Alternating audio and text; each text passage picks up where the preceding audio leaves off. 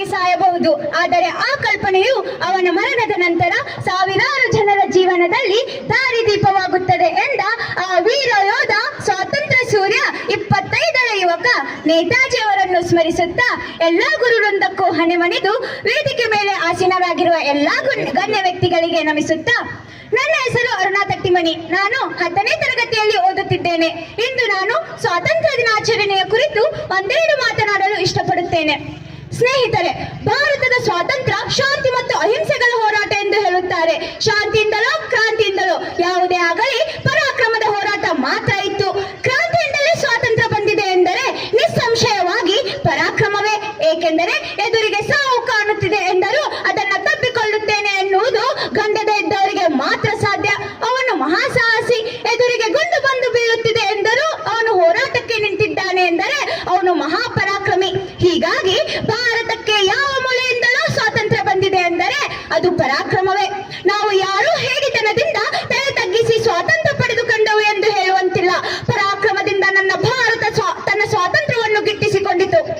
ಬ್ರಿಟಿಷರು ನಮಗೆ ಯಾವಾಗ ಸ್ವಾತಂತ್ರ್ಯ ಕೊಟ್ಟರು ಎನ್ನುತ್ತೇವೆ. ಅವರ್ಯಾರು ಕೊಡುವುದಕ್ಕೆ? ನಾವು ಕಿತ್ತುಕೊಂಡದ್ದು ನಮ್ಮ ಸ್ವಾತಂತ್ರ್ಯವನ್ನು.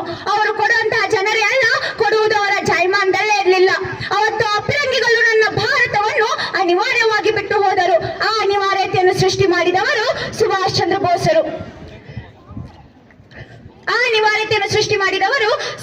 ಬೋಸರು. ಬ್ರಿಟನ್ನಿನ ಪ್ರಧಾನಿ ಕ್ಲೆಮೆಂಟ್ ಆಟ್ಲಿ ಹೇಳುತ್ತಾನೆ, ನಾವು ಭಾರತವನ್ನು ಅನಿವಾರ್ಯವಾಗಿ ಬಿಟ್ಟು ಹೋಗಬೇಕಾಗಿದೆ. ಆದರೆ ಹೋಗುವ ಮೊದಲು ಸುಮ್ಮನೆ ಹೋಗುವುದಿಲ್ಲ, ಭಾರತವನ್ನು 2 ಭಾಗಗಳನ್ನಾಗಿ ಮಾಡಿಯೇ ಹೋಗುತ್ತೇವೆ ಎಂದು ಹೇಳಿದನಂತೆ.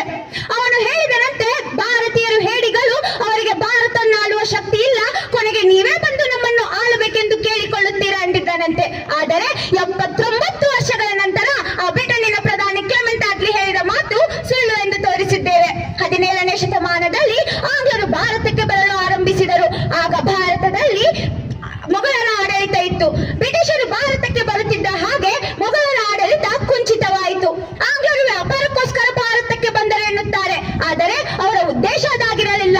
ವ್ಯಾಪಾರದ ಹೆಸರಿನಲ್ಲಿ ಭಾರತವನ್ನು ದೋಚುವ ಗುರಿ ಅವರದ್ದಾಗಿತ್ತು. ಹೀಗೆ ಭಾರತವನ್ನು ದೋಚುವ ಗುರಿ ಅವರದ್ದಾಗಿತ್ತು. ಭಾರತದ ರಾಜರು ಮತ್ತು ರಾಜಾಂಗದ ನಡುವೆ ಇರುವ ಭಿನ್ನಾಭಿಪ್ರಾಯವನ್ನು ಉಪಯೋಗಿಸಿಕೊಂಡು ಬ್ರಿಟಿಷರು ಭಾರತವನ್ನು ಪ್ರವೇಶಿಸಿದರು.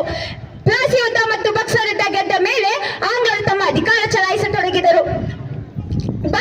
ಈಸ್ಟ್ ಇಂಡಿಯಾ ಕಂಪನಿಯ ಮುಖಾಂತರ ಭಾರತೀಯರ ಮೇಲೆ ಅಧಿಕಾರ ಚಲಾಯಿಸಿ ಭಾರತೀಯರ ನೆಮ್ಮದಿಯನ್ನು ಕೆಡಿಸಿ ತಾವು ಮಾತ್ರ ನೆಮ್ಮದಿಯಾಗಿ ಬದುಕಲು ಆರಂಭಿಸಿದರು.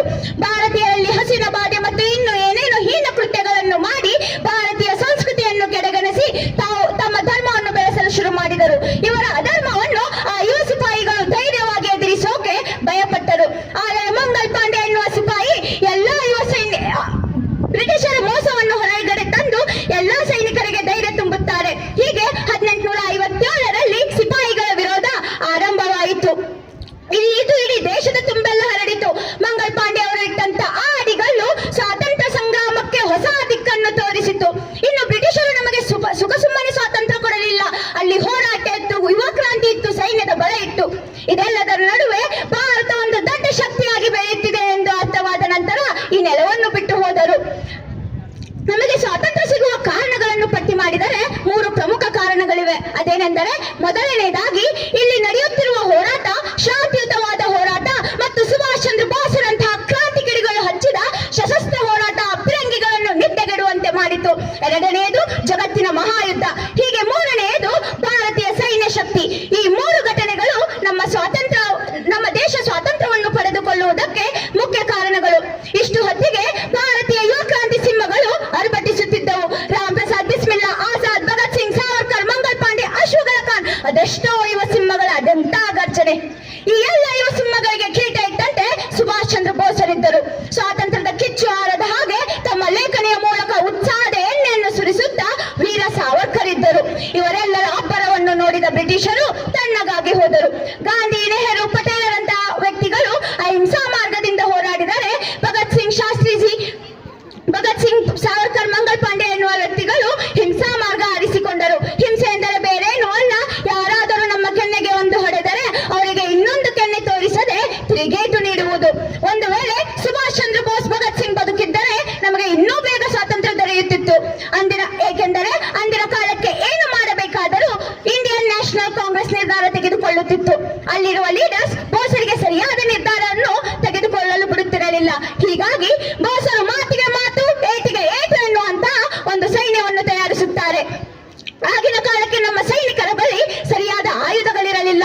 ಆದರೂ ಜೈ ಹಿಂದ್ ಎಂಬ ಘೋಷಣೆಯಿಂದ ಪ್ರತಿಯೊಬ್ಬ ಯುವ ಸೈನಿಕನ ರಕ್ತ ಕುದಿಯಲಾರಂಭಿಸಿತು. ಬೋಸರ ಜೈ ಹಿಂದ್ ಮಂತ್ರವು ಇಡೀ ದೇಶವನ್ನೇ ಅಲುಗಾಡಿಸಿತು.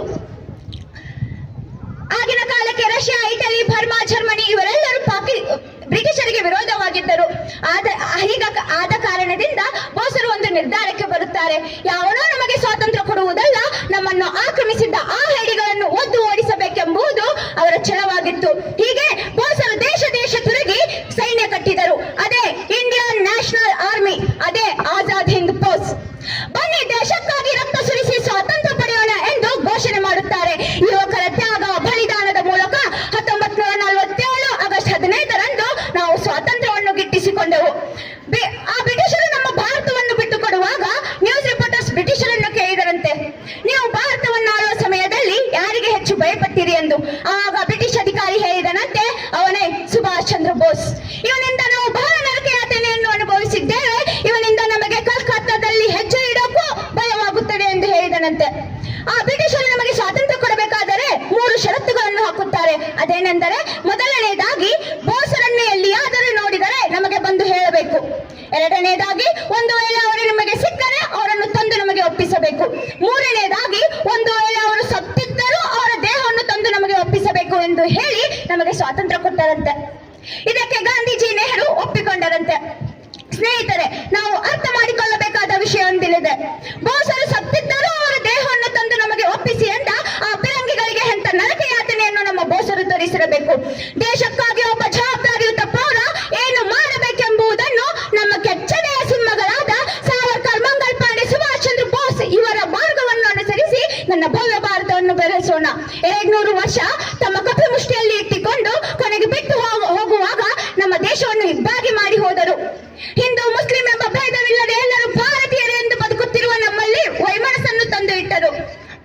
ಅವತ್ತಿನ ದಿನ ಫಿರಂಗಿಗಳು ಹಚ್ಚಿಟ್ಟ ಬೆಂಕಿ ಇವತ್ತಿಗೂ ಉರಿಯುತ್ತಾ ಇದೆ. ಮೊನ್ನೆ ನಡೆದ ಪಹಲ್ಗಾಮ್ದಲ್ಲಿ ಅದೆಷ್ಟೋ ಜನ ಅಮಾಯಕರು ತಮ್ಮ ಜೀವ ಕಳೆದುಕೊಂಡರು. ಅದೆಷ್ಟೋ ಜನ ಹೆಣ್ಣು ಮಕ್ಕಳ ಸಿಂಧೂರ ಅಳಿಸಿ ಹೋಯಿತು. ಆದ ಕಾರಣದಿಂದ ಅದಕ್ಕೆ ಪ್ರತಿಯಾಗಿ ಆಪರೇಷನ್ ಸಿಂಧೂರಿನಲ್ಲಿ ಅದೆಷ್ಟೋ ಜನ ಸೈನಿಕರು ತಮ್ಮ ಜೀವ ಕಳೆದುಕೊಂಡರು. 74 ವರ್ಷದ ನಮ್ಮ ಮೋದಿಜಿ ಅವರ ತಾಳ್ಮೆ ಪರೀಕ್ಷಿಸಿದ ಪಾಕಿಸ್ತಾನ ಇವತ್ತು ನಿದ್ದೆಯಲ್ಲೂ ಕಣ್ಮರಿಸುವಂತಹ ಸ್ಥಿತಿಯಲ್ಲಿ ಉಂಟಾಗಿದೆ. ಯಾವತ್ತು ಸಿಂಧು ನದಿ